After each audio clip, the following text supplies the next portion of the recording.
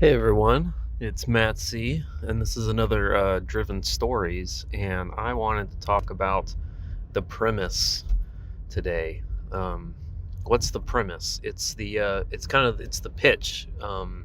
It's shorter than an elevator pitch. Even elevator pitch might have um, more of your designing principle, the sort of twists that make your story kind of unique, more than just a premise, but premise itself is really a one sentence explanation of your entire story. And I think people, and I often kind of think about a premise as what you come up with after you've come up with your story, because you're trying to market it and you're trying to explain it quickly to others. That's not what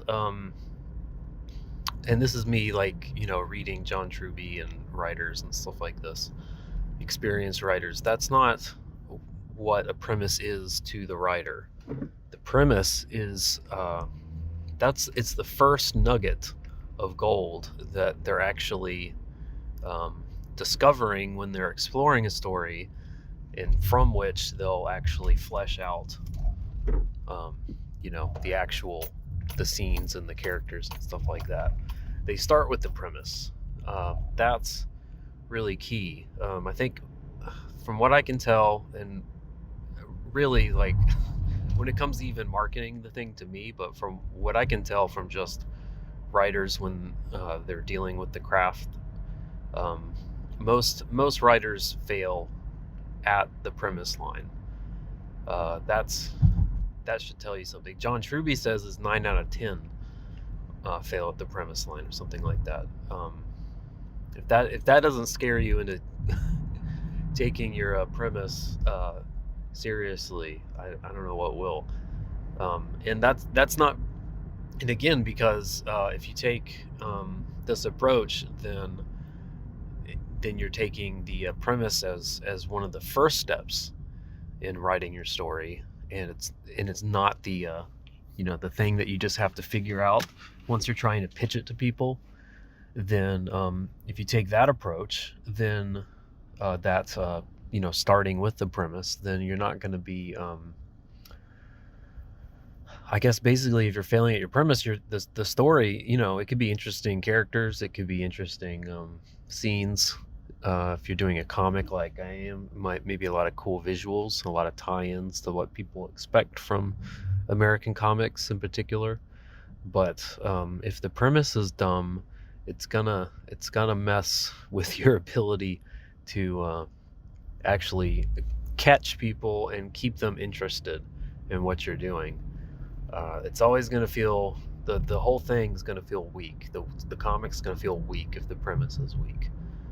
So again, this is just so you can tell. I keep reiterating it, but I think I'm saying it for myself as much as anyone. The premise is not your elevator pitch. So your premise is for you, first and foremost, as the writer, to figure out what actually is this story, and to see it in one sentence so that it can be summarized well for yourself, so you can keep a clear vision of what your own story is, and also so that you can tinker with it. And you have to have the pure distilled um, nugget, you know, so that you can actually kind of interact with it and disregard and toss it out if it's not strong enough, because it's got to be a premise that sounds like it's got the makings of something that'll change your life, honestly. And if you can't polish the premise up to that, if you've got a weak premise and you can't improve it, then um, trying to change your own life, much less anyone else's, through interesting characters with a weak story, it's just um, you're wasting your time. So, I mean, what I've kind of defined some boundaries on what a premise is, but what is actually, like, how do you build a good premise? So, I think there's three kind of components. One, there's three components to an excellent premise, and one of those is not as necessary as the other two. But if you really want to, if you want to make sure you're hitting a home run, make sure you understand all three and that you're using all three. So, what are the three steps to a great premise? So, the first is you've got to have something of the inciting incident. Let me just give you an example first, and then we can you can see all three, and then we can, you know, as I'm giving you the three steps, you can kind of tell where they are within the example. So, Star Wars, right? Um, After a princess is captured, a young man learns to learns how to become a hero and take on a galactic empire. So that contains the three components that we need to talk about.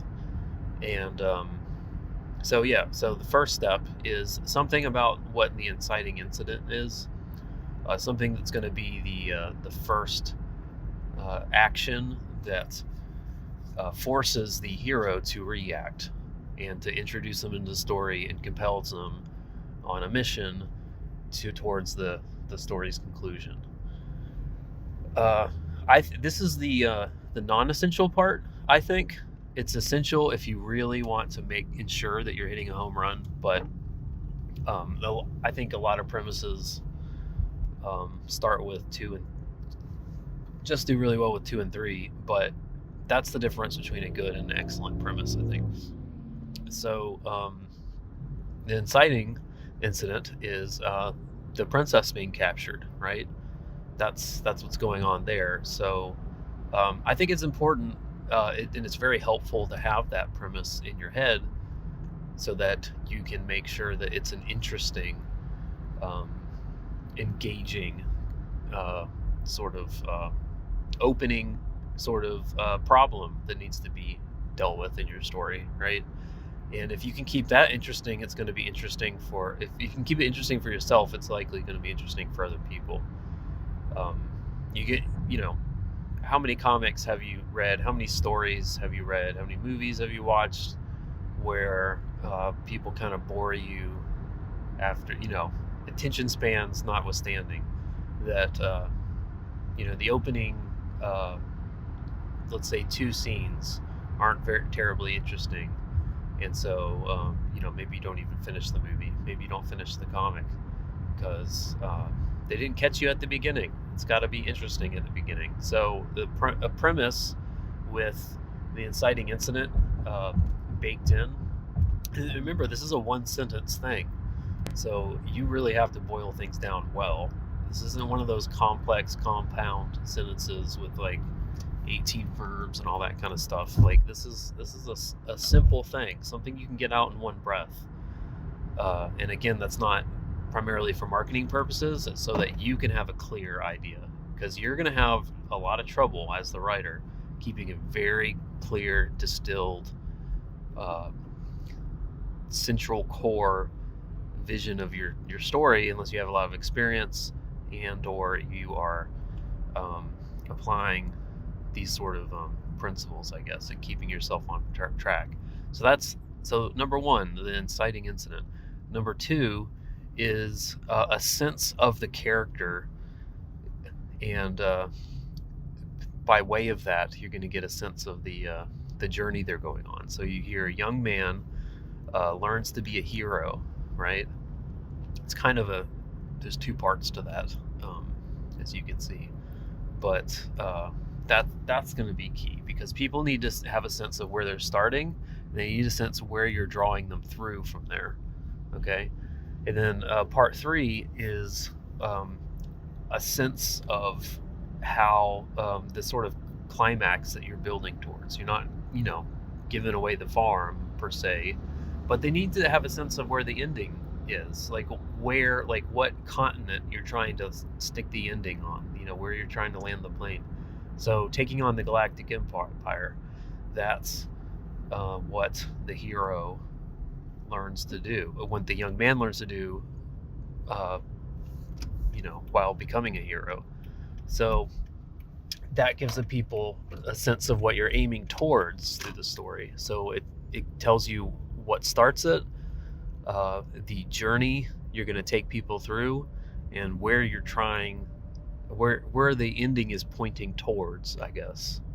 When I say, I almost said like, where you're trying to end it, but people get a little skeevy about that, and they're like, I don't want to give away, it's taking on the empire.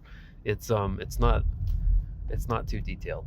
So those are the three components. If you can write yourself a script that has that is a fleshed out version of a really sizzling premise, one that clearly has all three components and is all three components sound pretty intriguing and exciting, and put together in a single sentence sounds like the sort of story that could hopefully change your life, then you've got a blockbuster on your hands.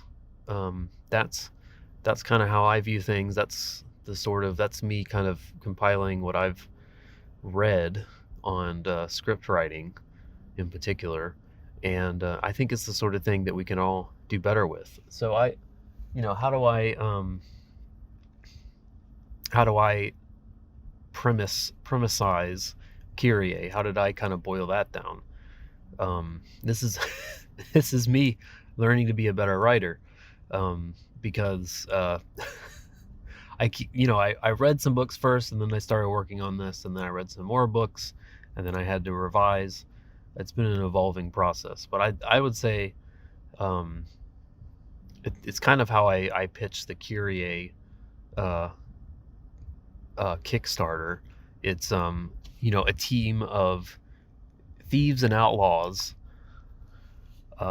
try to stop a Roman death cult from resurrecting Alexander the Great while navigating their own dark and competing desires in the Empire's frontier. That's already a little too complicated. There's already too many proper nouns, honestly. So I need to learn how to actually boil it down in a way. You notice when I did the premise for Star Wars, there's nothing about lightsabers or Darth Vader or that things that get specific, that get explained within the story but aren't necessarily, they're not essential. You could change names in places and the premise still works. I need to work on a better pitch for Kyrie, honestly. The pitch comes from the premise, and I think my premise, I need to make sure that there's an inciting incident, but I need to make sure that I'm actually putting the inciting incident. I think it's less important. I think you can tell a good story, like I was saying, through the, all stories have an inciting incident, but you can tell a good pitch from just telling a sense of the character, where they're going, and a sense of where they're going towards, which is what I tried to do in the one I just gave you. But maybe I need to land it with after a Persian ruby is stolen, a team of thieves and outlaws try to uncover the a Roman death cult's plans for the resurrected mummy of Alexander the Great, and stop them from controlling the gates of Hades. Yeah. See, that's already a little better, right? You've already got a sense of where I'm opening the doors in the story, what sort of rooms you're going to be walking through, and then where the exit is, I guess. So you already get a sense of the floor plan of the story just from that. That already feels better. I'm gonna rewrite some pitches just based on that. You see how these things work? It really can help your story to think about these things. People get a little too I'm just going to follow instinct when it comes to writing. And instinct's cheap. Everyone has instincts. It's fine. Your talent is gonna, in a lot of ways, gonna come from your instinct. But good story doesn't come from talent. Good story comes from discipline and rigorous attention to what other people's expectations are. It doesn't mean just writing just for them, but understanding what people like in general, not just yourself, and understanding how to tell a story that you get really excited about. It's very personal and very personally motivated, but also can reach a wide audience. All these kind of factors. That's kind of another Driven Stories episode right there. But I'll just leave it here. Thanks for checking this out. Let me know what you think. Do this with your own story. If you've already kind of written something, make sure you have a clear premise. Write it down in a single sentence. That's what I'm going to do. And you need to see it all together in one sentence and see where things are. It's going to help you. So anyway, that's Driven Stories for today. Thanks for checking this out, and I'll talk to you later. Bye.